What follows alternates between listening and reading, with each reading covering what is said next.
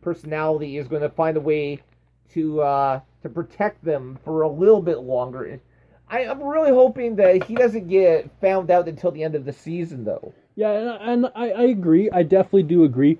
I'm excited for when he does get found out because of what direction they're going to take it from there. I believe maybe next season we won't see him as much as we do this season, which was very little at that. But I think we're going to see him even less next season. Yeah, absolutely. I'm not sure what else to really talk about on this one. I mean, it was a good episode. Yeah, it definitely was a great episode. It was very exciting.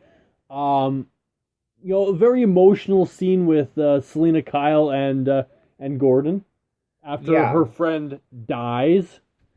As far as they both know, she's died. I kind of was kind of intrigued by a little bit of the conversation because there was a little bit of foreshadowing of the whole thing with Indian Hill at the end of the episode through a conversation between Bruce and Theo, and how Theo went off and reveals to Bruce that he's pretty certain that there's some pretty dark things going on in Wayne Enterprises.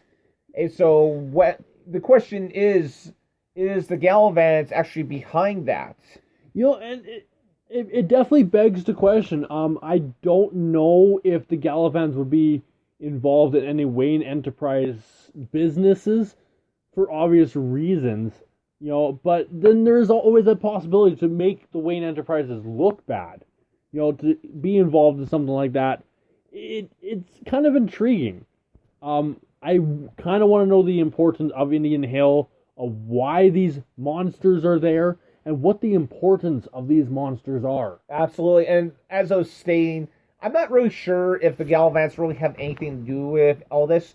That priest that showed up, I believe, in the last season, or last episode, the priest, monk, whatever, kind of, hinted that he disapproved of Galavant living in such an extravagant lifestyle, as if to say, hey, so that kind of makes me think that the Galavants aren't necessarily about money and power and stuff, and this is just purely revenge. And I mean, the way Theo Galavant's going about this, he was trying to oh no, I have to do it this way to go off, and to fool everybody.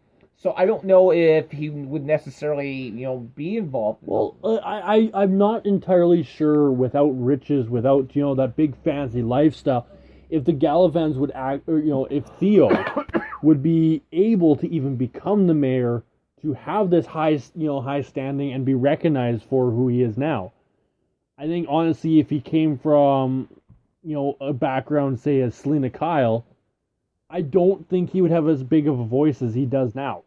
Well, it's so amazing what where you could go from literally from rags to riches.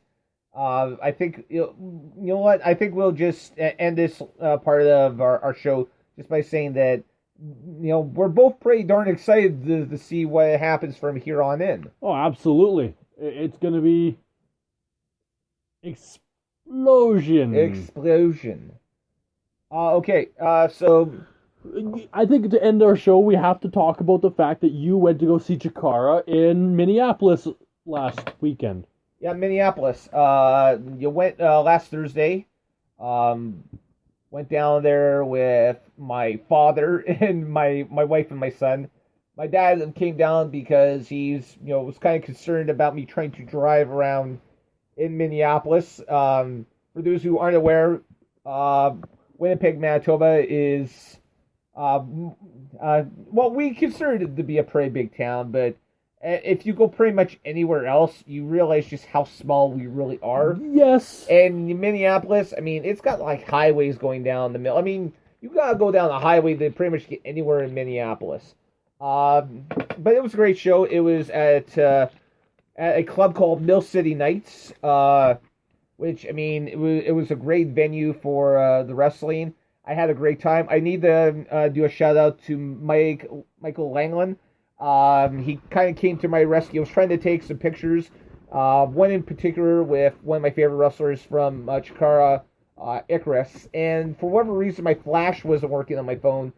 Michael went off and volunteered to go off, take a couple pictures, and post them to me on Twitter. So, Michael, thank you very much. I really appreciate it.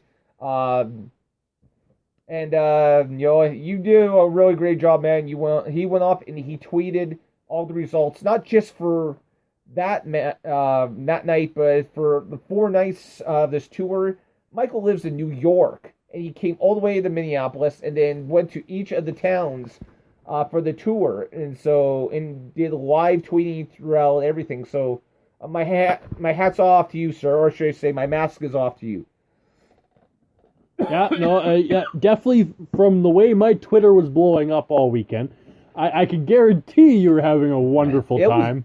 It was great. I've stated this, maybe not here on the show, but I discovered Chikara about 3 or 4 years ago. I was in a spot where I really was feeling very listless about professional wrestling, and I stumbled across a copy of one of their shows, and it was a wrestler that doesn't even work for the company at this point, Delirious, who caught my attention. And so I sat there and watched.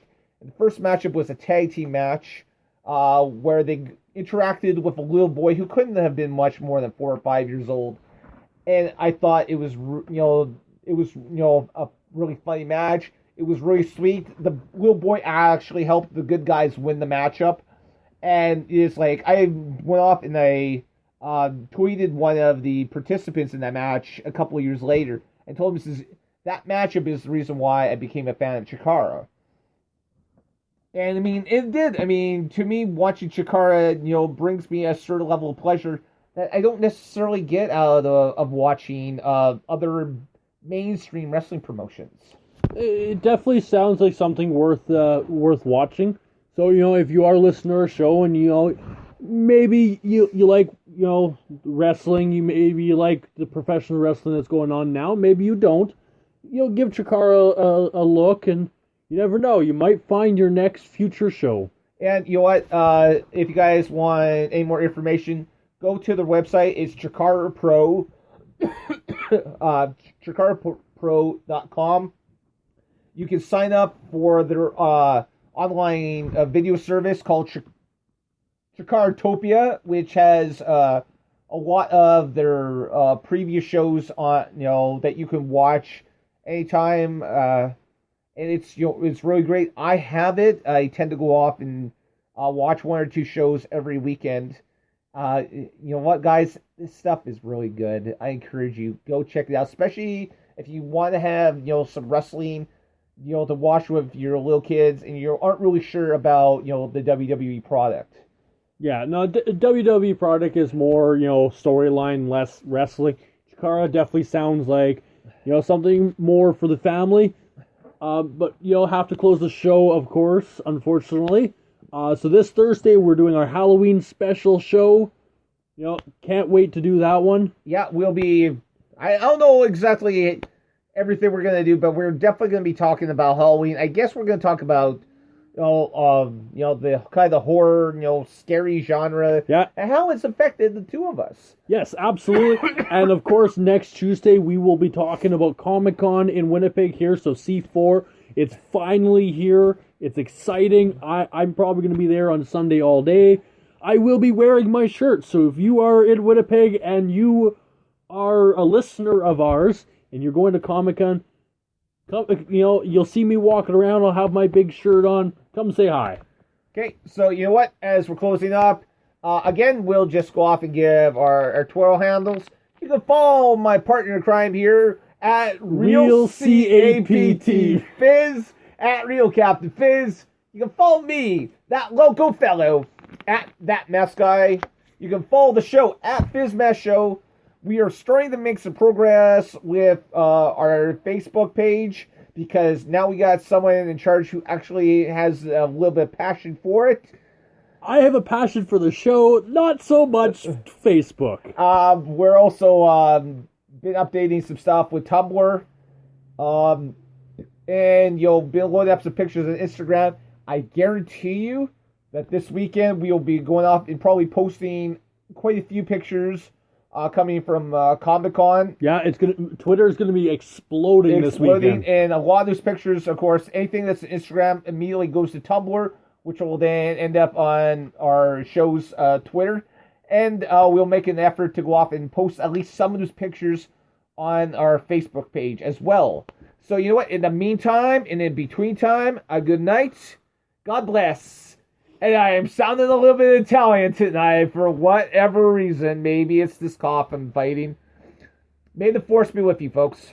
And as always, stay frosty, my people. Good night. Good night.